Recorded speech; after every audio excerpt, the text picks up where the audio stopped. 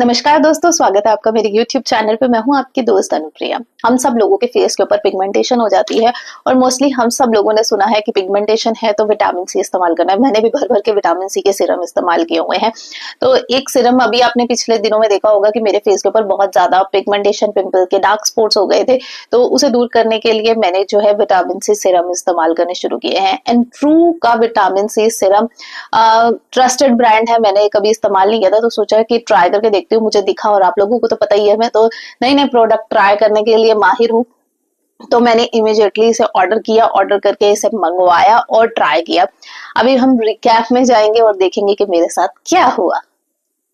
आज है डे 1 और मैंने अपना फेस पे दिखा रही हूँ कि कितनी ज़्यादा पिगमेंटेशन मेरे फेस के ऊपर हो रही है। बहुत ज़्यादा डार्क स्पॉट्स है, पिगमेंटेशन तो नहीं बोलेंगे, dark spots and dark circles हो रहे हैं, है ना। तो मैंने ये जो है सिरम मंगवाया था और मैंने कहा कि चलो ट्राई करके देखते हैं। एंड काफ़ी मतलब मुझे लग रहा था कि इफ़ेक्टिव होगा, क्योंकि जैसे हेयर ऑयल इफ़ेक्टिव है इनका, वैसे ही होगा। इसको मैंने हाथों में लेके एक्टिवेट कर लिया था और उसके बाद अपने फेस पे लगाया है। मुझे ऐसा लगता है कि सिरम को एक्टिवेट करके लगाओ तो वो ज़्यादा अच्छे रिजल्ट्स देता है। तो हाथ पे हल्का सा वार्म करके उसके बाद मैंने डैब डैब करके लगा लिया और कुछ ही मिनटों में मेरे फेस के ऊपर पिंपल्स आने स्टार्ट हो गए थे। तो इसीलिए मैंने इसे लगाना बंद कर दिया। मुझे थोड़ा सा डर लगने लग गया था, क्योंकि मुझे ये लग रहा था कि शायद पिंपल्स की वजह से जो एक्टिव एक्नेज हैं जब तक स्किन के ऊपर, तब तक इसे नहीं लगाना चाहिए। और जब एक्नेज मेरे बंद हो जाएंगे मैं दोबारा से ट्राई करूँगी।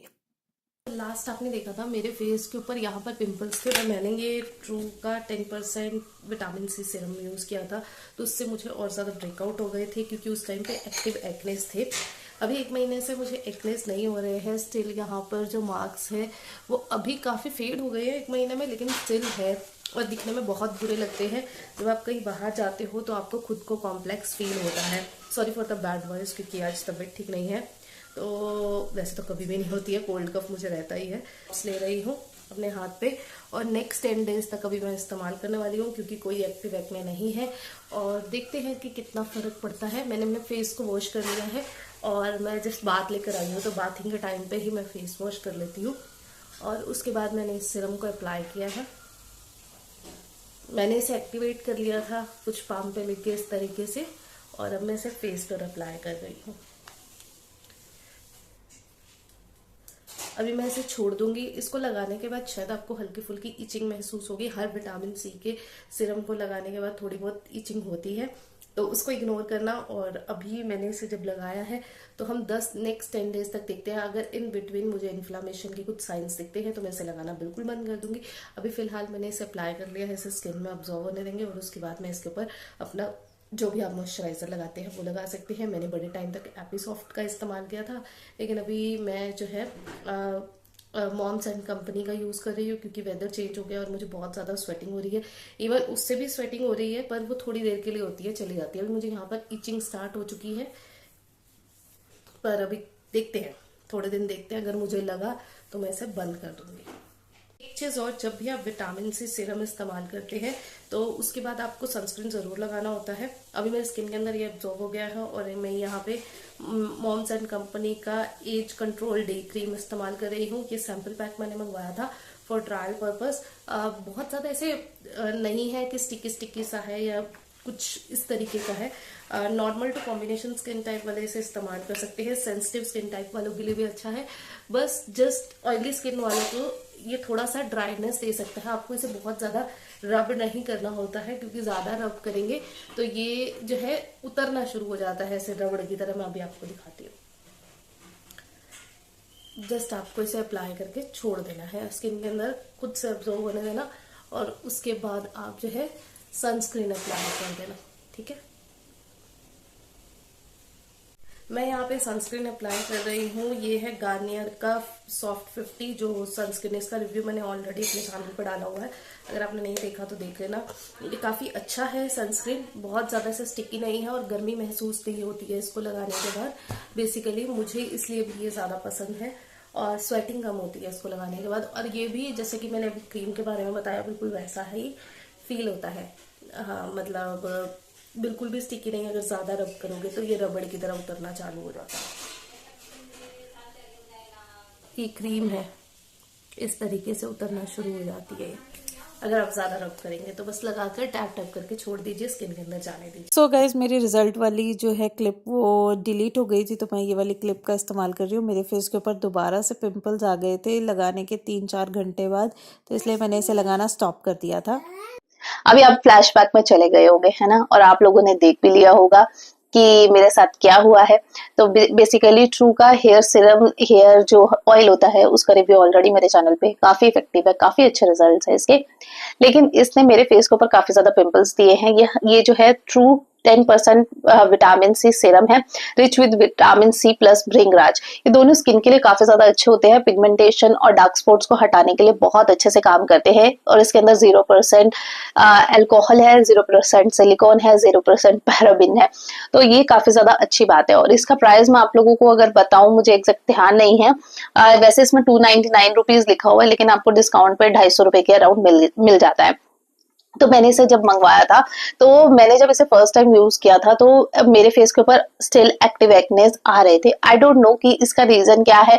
शायद मैंने फेस वॉश चेंज किया था, या मैं बहुत सारे प्रोडक्ट्स इस्तेमाल करी हूँ, या हार्मोन डिसबैलेंस है। मुझे अभी भी स्टिल कोई कंसर्न नहीं दिख रहा है, क्योंकि मैं अपना अल्ट्रासाउंड वगैरह भी करा के आई हूँ, तो कोई भी हार्मोनल डिसबैलेंस नहीं है, क्योंकि मेरे ब्लड टेस्ट भी हुए, सब कुछ हुआ है। तो माइट भी ये इन्फ्लामेशन के कारण भी हो सकता है, या बाहर के अनहेल्दी खाने की वजह से भी हो सकता है। तो अभी मैंने अपना डाइट जो है वो थोड़ा सा हेल्दी किया है, और थोड़ा वॉक भी स्टार्ट किया है। अभी भी स्टिल मेरे फेस के ऊपर पिंपल्स आते रहते हैं, आते जाते रहते हैं। मतलब पहले भी आते जाते रहते थे। तो जब पिंपल्स बंद हो गए थे, तब मैंने फेस के ऊपर ये विटामिन सी सीरम लगाया था। तो फर्स्ट अटेम्प्ट में मुझे काफी ज्यादा दोबारा से पिंपल्स होने स्टार्ट हो गए थे। तो पिंपल्स होने जो आपने फ्लैशबैक में देखा, तो मैंने इसे बंद कर दिया था 1 वीक के लिए, क्योंकि मुझे ये लगा था कि जब एक्टिव एक्नेस होते हैं, तो अगर आप विटामिन सी लगाते हैं, तो आपके फेस के ऊपर दोबारा से पिंपल्स आने स्टार्ट हो जाते हैं। अगेन मैंने जब इसे 15 दिन बाद इस्तेमाल किया, जब मेरे स्टेबल हो गई थी स्किन और पिगमेंटेशन मेरी रह गई है। अभी मैंने फाउंडेशन से छुपाया हुआ है, क्योंकि अभी भी स्टिल, मतलब मैंने दिख रहे होंगे आपको निशान, है ना।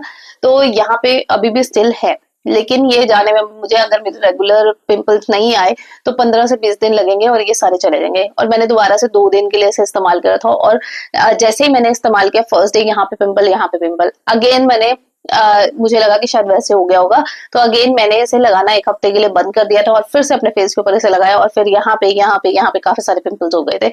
अब आई डोंट नो इसका रीजन क्या है, क्योंकि उस टाइम पे मैं पीएमसी में भी थी, तो उस वजह से भी हो सकते हैं, या उसके और भी रीजंस हो सकते हैं। तो मुझे तो रिजल्ट नहीं मिला है, माइट भी मेरी स्किन सेंसिटिव है, इस वजह से रिजल्ट नहीं मिले हैं। मैंने काफी सारे रिव्यूज देखे हैं जिनके ऊपर लोगों को काफी ज्यादा रिजल्ट्स मिले हैं।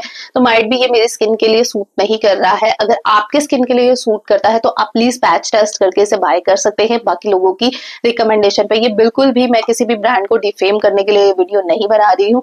जस्ट बिकॉज ये मेरी स्किन के ऊपर सूट नहीं किया, इसका मतलब ये नहीं है कि वो आपकी स्किन पे भी सूट नहीं करेगा। अगर आप मुझे काफी टाइम से फॉलो कर रहे हैं, तो मेरी स्किन कॉम्बिनेशन टू सेंसिटिव है। समटाइम ये कॉम्बिनेशन हो जाती है, समटाइम्स ये बहुत ज्यादा एक्सट्रीम सेंसिटिव हो जाती है। मुझे इसका रीजन आज तक नहीं पता चला है। इवन मैंने अपने डॉक्टर से भी कंसल्ट किया था, तो उसने भी यही बोला था कि आपकी स्किन ही ऐसी है, हम कुछ नहीं कर सकते हैं। इस बीच में मैंने एक फेशियल भी कराया था, जिस वजह से भी मुझे ये चीजें फेस करने को मिल रही हैं। तो माइट भी उस वजह का भी साइड इफेक्ट हो सकता है। इसके बहुत सारे रीजन हो सकते हैं, पर अभी फिलहाल के लिए मेरी स्किन सेंसिटिव मोड में है, और बिल्कुल भी ये मेरी स्किन के ऊपर काम नहीं कर रहा है। अगर स्किन कॉम्बिनेशन हो और कोई प्रॉब्लम ना हो, तो हमें शायद किसी और प्रोडक्ट की, इस तरीके की प्रोडक्ट्स की जरूरत ही ना पड़े। लेकिन अभी सेंसिटिव हो रखी है, और ये विटामिन से सूट नहीं कर रहा है, और तो अभी कुछ नहीं कर सकते हैं। तो ये रीजन था, माइट भी आपके ऊपर ये अच्छे से काम करे। लेकिन अगर इस्तेमाल करने का सोच रहे हैं, तो बाय करके एक बार पैच टेस्ट जरूर कर ले, डायरेक्टली मेरी तरफ फेस के ऊपर नहीं लगाएं। जस्ट जैसे मैंने एक्सपेरिमेंट किया, आप मत करें, नहीं तो इससे और ज्यादा आपको तकलीफ हो सकती है। माइट भी आपका कोई बड़ा फंक्शन हो, और आप डायरेक्टली अगर अपने फेस पे लगाएंगे, तो आपको और ज्यादा प्रॉब्लम्स फेस करने को मिल सकती है। तो इस चीज का आप ध्यान रखें। बाकी अगर आपके फेस के ऊपर एक्टिव एक्नेस है, तो आप प्लीज विटामिन सी से दूर रहे। विटामिन सी फेस वॉश हो, सीरम हो, क्रीम हो, कुछ भी आपको विटामिन सी वाला इस्तेमाल नहीं करना, इवन होम रेमेडीज भी नहीं। तो उससे आपको, आपकी स्किन और ज्यादा इरिटेट होकर और ज्यादा इन्फ्लेमेशन जो है कर सकती है, और अगले 15 दिन और बर्बाद हो सकते हैं। तो उस चीज का आपको ध्यान रखना है। बाकी ये था मेरा आज का रिव्यू। आई होप आपको पसंद आया होगा। अगर पसंद आया है, तो do like, comment and share. इसे बाय करना चाहते हैं, तो टैग प्रोडक्ट में भी मिल जाएगा, डिस्क्रिप्शन बॉक्स में भी इसका लिंक मिल जाएगा, तो आप बाय कर सकते हैं। बाकी वीडियो में मिलती हूँ फिर आपसे एक नई वीडियो के साथ। Thanks for watching, bye bye.